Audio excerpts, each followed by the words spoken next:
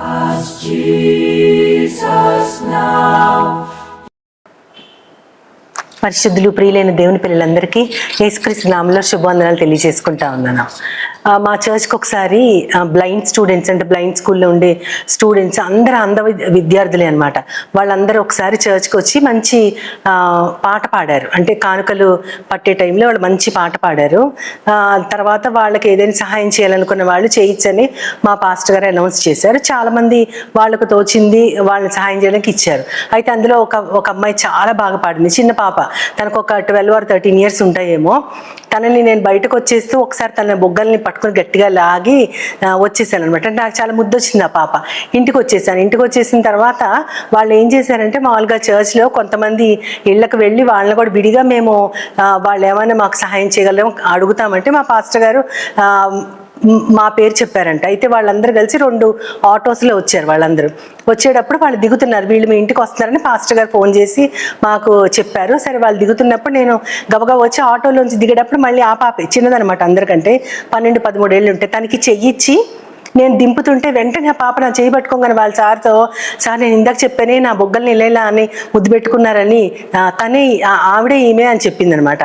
నిజంగా నాకు చాలా ఆశ్చర్యం వేసింది. ఒక్క మాట కూడా నేను మాట్లాడలేదు, కానీ ఆ పాప నన్ను ఎలా గుర్తుపట్టిందా అని ఆశ్చర్యం వేసింది.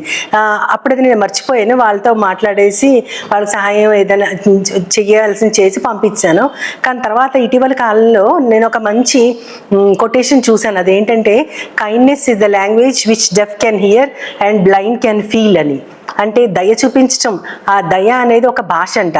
ఆ భాష ఎవరు అర్థం చేసుకోగలరు అంటే, చెవులు లేని వాళ్ళు, అంటే చెవిటి వాళ్ళు కూడా అర్థం చేసుకోగలరు, చూపు లేని వాళ్ళు కూడా స్పర్శ ద్వారా వాళ్ళు అర్థం చేసుకోగలరు. అంటే ఆ పాపని నేను చేసిన చిన్న జెస్చర్ వల్ల ఆ పాప దానికి చాలా ఆనందపడిపోయింది. నేను ఒక్క మాట మాట్లాడకుండానే నా స్పర్శని గుర్తించి నేనే ఆమెని అని ఆమె కనుక్కుందంటే, నిజంగా దయకి మేము చేసిన పెద్దగా ఏం లేదు, కానీ దయకి అంత ఇంపార్టెన్స్ ఉంది.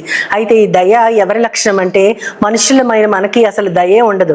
మనకి ఇష్టమైన వాళ్ళ పట్ల మనం దయ చూపిస్తాము, మనకు కావాల్సిన పట్ల కనికరం, వాళ్ళ పట్ల కనికరం చూపిస్తాం. కానీ దయ అనేది దేవుని యొక్క గొప్ప లక్షణం.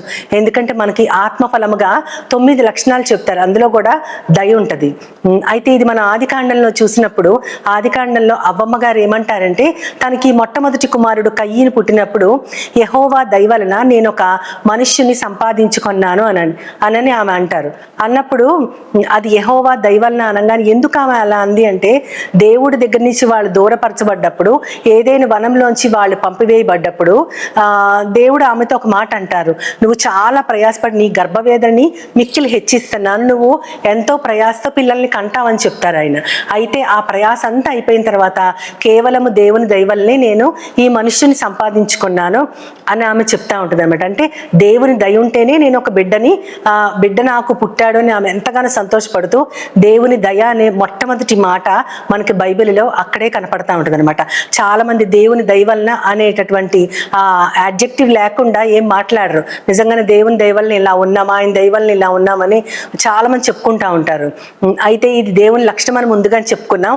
దేవుడే స్వయంగా మోషేకి తాను తన వెనక భాగం కనపరుచుకున్నప్పుడు మేఘములో, ఆయన నిర్గమాకాండం 34వ అధ్యాయము 6వ వచనములో మేఘములో మోషేకి తన నామాన్ని ప్రకటిస్తున్నప్పుడు, యెహోవా కృపాసత్యములు కలవాడు, ఆయన దీర్ఘశాంతుడు, దయాళుత్వం కలిగిన వాడు, విస్తారమైన కృపా సమృద్ధి కలవాడని తన గురించి తానే చెప్పుకుంటాడు. అవన్నీ ఆయన లక్షణాలు. అంటే యెహోవా అనే పేరుని ఆయన ప్రకటించి తర్వాత నీ దేవుడైన యెహోవా అని తన లక్షణాలు చెప్తారు. అందులో ఈ దయ కూడా ఉంటదన్నమాట. అంటే దేవుని యొక్క ముఖ్య లక్షణం దయ. దానిని మనం మనుషుల పట్ల ఎంతగా చూపిస్తున్నాం అనేది ఎవరికి వారు, అది దేవుని లక్షణం. కాబట్టి దేవునితో నడవాలనుకున్న వాళ్ళు ఖచ్చితంగా ఆ లక్షణాన్ని మనం చూపించాల్సి ఉంది. కాబట్టి మనము పరిశుద్ధ గ్రంథాన్ని కూడా మనం ఒక మార్గముగా తీసుకొని అందులో దయ గురించి ఏమేమి చెప్పారో మనం ఆలోచించుకున్నప్పుడు, కీర్తనాకారుడు కూడా 103వ కీర్తన 8వ వచనంలో ఆయన కూడా చెప్తారు, ఆయన యెహోవా దయగలవాడు, ఆయన గొప్ప కృపాసత్యములు కల దేవుడు అని చెప్తూ ఆయన కోపము నిమిషం మాత్రమే ఉంటుంది అని చెప్తారు. అంటే ఆయన కోపించడానికి చాలా నిదానించేవాడని చెప్తారు. విలాపవాక్య వాక్యాల్లో కూడా మనకు అదే చూపిస్తారు. ఆయన ప్రతి దినము ఆయన వాత్సల్యత కొత్తగా పడుతుంది.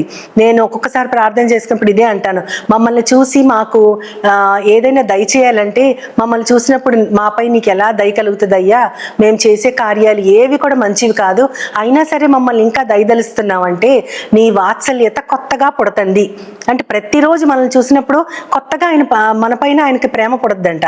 అంటే మన చిన్న బిడ్డల్ని చూస్తే వారు ఎంత అల్లరి చేసినా ఒక్కొక్కసారి మనం విసుక్కుని వాళ్ళని కసురుకుంటాం, కానీ మరుసటి నిమిషం మనకి వెంటనే వాళ్ళు ముద్దొచ్చేస్తూ ఉంటారు. అదేవిధంగా దేవుడికి మన పట్ల ప్రతి నిమిషం ప్రతి ఉదయం కూడా వాత్సల్యత పుడతా ఉంటుంది. అంతేకాకుండా ఆయన దయ చొప్పునే మనము నిర్మూలము కాకుండా ఇంకా ఇలా ఉన్నామని అదే విలాప వాక్యాల్లో ఉంటా ఉంటుంది. ఆయన దయ గురించి ఎంత చెప్పుకున్నా సరే మనకి ఆ దయ మనకి బైబిల్లో మొత్తం కనపడతా ఉంటుంది.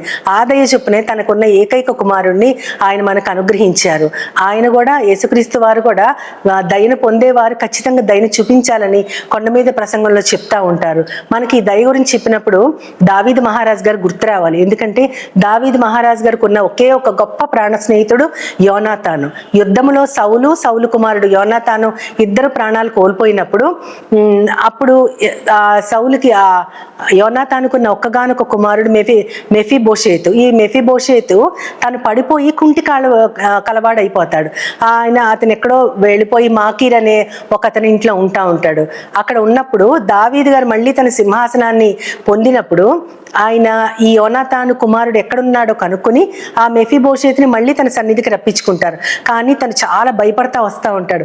ఎందుకంటే ఆ రోజుల్లో ఉన్న ఆచారం ఏంటంటే ఏ రాజు అయితే యుద్ధాన్ని గెలుస్తాడో ఆ రాజు అతని ఆ యుద్ధంలో ఓడిపోయినటువంటి రాజు యొక్క ఆ రాణుల్ని వాళ్ళందరినీ తెచ్చుకుని వీళ్ళ దగ్గర ఉంచుకునేవాళ్ళు, ప్లస్ వాళ్ళ సంతానాన్ని అందరినీ చంపేసేవాళ్ళు అనమాట. తనని చంపడానికి దావీదలాగా పిలిపించాడేమో అని చాలా భయపడతాడు మెఫీబోషేతు. అయితే తను ఏమంటా అంటే, నువ్వు భయపడకు, నేను నీ పట్ల దయ చూపిస్తున్నాను, ఎందుకంటే నాకొక్కగానొక్క ప్రాణ స్నేహితుడైన యోనాతాను కుమారుడివి, నీ తాత సంపాదించిన సౌలు గారు సంపాదించిన ఆస్తి అంతా నేను నీకు తిరిగి ఇచ్చేస్తున్నాను. అంతేకాకుండా నువ్వు బ్రతుకు దినములంతా కూడా నా బల్ల వద్దనే నువ్వు భోజనం చేస్తావని చెప్తారు. అసలు ఎంత గొప్ప సంగతి అది. కేవలము తన ఆస్తి తనకి తిరిగి ఇచ్చేయటమే చాలా చాలా గొప్ప విషయం, చాలా ఎక్కువైన విషయం. కానీ రాజుతో పాటు రాజకుమారులతో పాటు అతను కూడా జీవిత కాలము సదాకాలము రాజు బల్ల యొద్దే భోంచేయటం అనేది అది దావీదు గారు చూపించిన గొప్ప దయకి అది ఒక ఉదాహరణగా మనం చెప్పుకోవచ్చు. అంతేకాకుండా యేసుక్రీస్తు వారు నీ పొరుగువాడు ఎవరు అని సమరయుని గురించి చెప్తా ఉంటారు. అందులో కూడా సమరయుడి పట్ల చూపించిన ప్రేమ కూడా చాలా గొప్పది. ఎవరో తెలియకపోయినా గాయపడిపోయి ఒక దొంగలతో కొట్టబడిన ఒక అతన్ని నూనె రాసి అతనికి కట్లు కట్టి తీసుకెళ్లి ఆ పూటకోళ్ళ వాడి ఇంట్లో పెట్టి అతనికి ఉపచారం చేయమని చెప్పి మళ్ళీ నేను ఇటువైపు వచ్చినప్పుడు దానికి తగిన ఎంత అయిందో దానికి తగిన ఆ ఖరీదును కూడా నేను ఇచ్చేస్తానని చెప్పిన ఆదాయాన్ని కూడా గుర్తు చేసుకుంటే మనము అటువంటి పరిస్థితుల్లోనే ఉన్నాము. మనం అందరము కొట్టబడి ఏ విధమైనటువంటి క్షమాపణ లేకుండా మన యొక్క పాపాలను కూరుకుపోయి ఉన్నప్పుడు దేవుడు తనకున్న ఒక్కగానొక్క కుమారుణ్ణి మనకు అనుగ్రహించాడు. అంతేకాకుండా పరిశుద్ధాత్మ దేవుని మన హృదయంలో పెట్టి మన పట్ల మరింత దయ చూపించాడు. మెఫీబోషేతు ఎలాగైతే ఆ కుంటికాళ్లతో ఎంత బాధలో ఉన్నాడో అటువంటి పరిస్థితుల్లోనే మనము కూడా ఉన్నాం. ఆ పరిస్థితుల్లో మనం ఉండగా మన పైన దయ చూపించి యేసుక్రీస్తు వారు వచ్చి సిలువ మీద చనిపోయి మన కొరకు ఒక కొత్త జీవాన్ని ప్రసాదించారు. కాబట్టి దయ చూపించిన దేవుని లక్షణాన్ని మనం గుర్తు చేసుకుంటూ అదే దయని మనం కూడా ఇతరుల పట్ల చూపించాలని మనం ఎప్పుడు జ్ఞాపకం చేసుకోవాలి.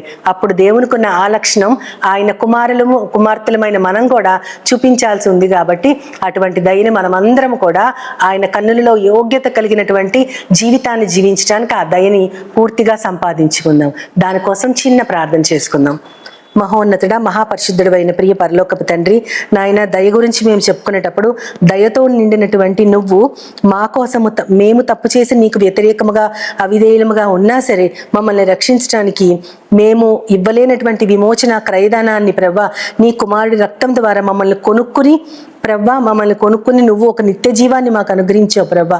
ఇప్పుడు కూడా మాలో పరిశుద్ధాత్మ దేవుణ్ణి పెట్టి ప్రవ్వా మా పట్ల దయ చూపించిన నీ యొక్క గొప్ప గుణము ఆత్మఫలములో ఒక లక్షణమైన దానిని మేమందరం సంపాదించుకొనలాగున మా జీవితాంతం నువ్వు మాకు తోడుగా ఉండి అదే దయను మేము ఇతరులందరి పట్ల చూపిస్తూ నీ వెలుగుని ఇతరులకు ప్రసరింపజేయటానికి మాకు తగిన సమయోచితమైన సహాయాన్ని అనుగ్రహించమని నీ ప్రియకుమారుడు నా ప్రియ ప్రభువైన యేసుక్రీస్తు వారి ద్వారా కోరి ప్రార్థిస్తున్నాను పరమ తండ్రి. ఆమేన్, ఆమేన్, ఆమేన్. Jesus now is always near, with open arms He's